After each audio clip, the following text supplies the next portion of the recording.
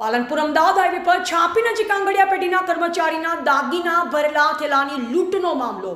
અમદાવાદના આંગડિયા પેઢીના કર્મચારી હોટલ પર ચા પી બસમાં બેઠા ત્યારે થેલો જૂટવી અજાણ્યા શખ્સો થયા ફરાર। 1.30 કરોડના 29 પેકેટ ભરેલા સોનાના દાગીનાનો થેલો જૂટવી 3 શખ્સો થયા ફરાર। ઘટનાના પગલે પાટણ પોલીસે અલગ અલગ ટીમો બનાવી હાઈવે પર પેટ્રોલિંગ શરૂ કર્યા હતા। પાટણ એલસીબી પેટ્રોલિંગ સમયે શંકાના આધારે રૂવાવી ગામ આગળથી 3 લૂંટારૂ ઝડપ્યા। પાટણ એલસીબીએ 3 આરોપીને રૂવાવી હાઈવે પરથી બાઇક પરથી પકડ્યા। એલસીબીએ આરોપી પાસેથી લૂંટ કરેલ મુદ્દામાલ કર્યો રિકવર।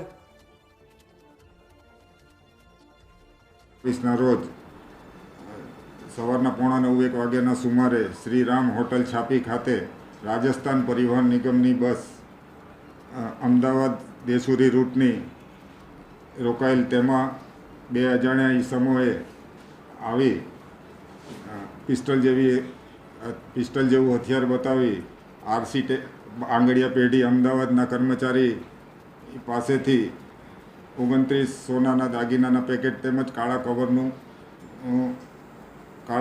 કલરના કવરનું કવર લઈ લૂંટ કરી મોટરસાઇકલ ઉપર જતા રહેલા, જે અંગે આરસી આંગડિયા પેઢીના કર્મચારી રામસિંહ મુળુસિંહ ચૌહાણ નાઓએ છાપી પોલીસ સ્ટેશનમાં ફરિયાદ આપેલી અને સદર ગુના અંગે બોર્ડર રેન્જના આઈજીપી શ્રી ચિરાગ કોરડિયા સાહેબ તેમજ પાટણ જિલ્લાના પોલીસ અધિક્ષક શ્રી ડૉક્ટર રવિન્દ્ર પટેલ સાહેબ નાઓ એલસીબીને ગુનો ડિટેક્ટ કરવા સૂચના આપેલ હોય, તેમાં એલસીબીના incharge police inspector Shri V R. ચૌધરીના માર્ગદર્શન હેઠળ એલસીબીની ટીમ સદર ગુનો ડિટેક્ટ કરવાની કામગીરીમાં લાગેલી હતી। તે દરમિયાન એલસીબીના પીએસઆઈ આર.કે. પટેલ તેમજ હેડ કોન્સ્ટેબલ જીતેન્દ્ર કુમાર ગોવિંદભાઈ નાઓને બાતમી મળેલ કે આ કામના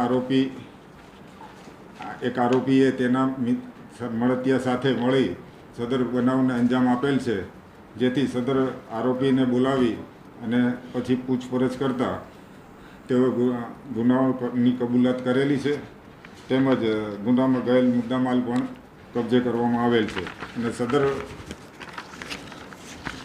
કામે સોનાના દાગીના ભરેલ 29 પેકેટ, પછી નંબર પ્લેટ વગરની એક પલ્સર બાઇક, થેલા નંગ 2, છરા 2, પછી હેલ્મેટ નંગ 1, પછી પિસ્તલ જેવું દેખાતું હથિયાર, પછી ગુનામાં આચરતી વખતે પહેરેલ કપડાં અને જેકેટ વગેરે વસ્તુ કબજે કરેલી છે। હાલ કુલ 3 આરોપીને અટક કરવામાં આવી। હાલ આ વિગત જણાવ્યા મુજબની કરવામાં આવેલ છે, એની કિંમત હાલ નથી।